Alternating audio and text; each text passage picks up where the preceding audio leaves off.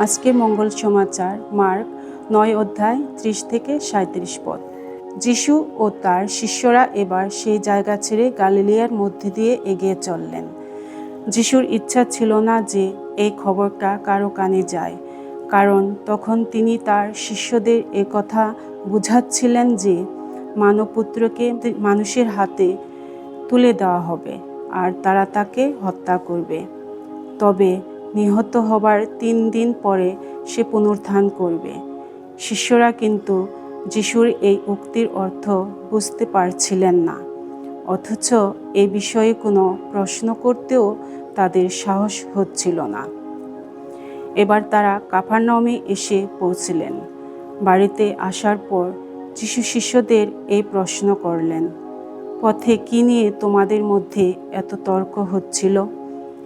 তারা চুপ করে রইলেন, কারণ পথে তারা নিজেদের মধ্যে এই নিয়েই তর্ক করছিলেন যে তাদের মধ্যে কে সবচেয়ে বড়।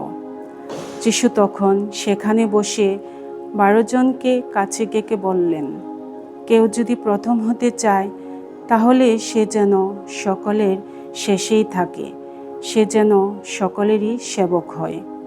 তারপর তিনি একটি শিশুকে নিয়ে তাদের সামনে দাঁড় করালেন আর দুহাত দিয়ে তাকে জড়িয়ে ধরে বললেন, কেউ যদি আমারই জন্য এর মতো কোনো শিশুকে গ্রহণ করে সে আমাকেই গ্রহণ করে, আর আমাকে যে গ্রহণ করে সে আমাকে নয়, যিনি আমাকে পাঠিয়েছেন তাকেই গ্রহণ করেন।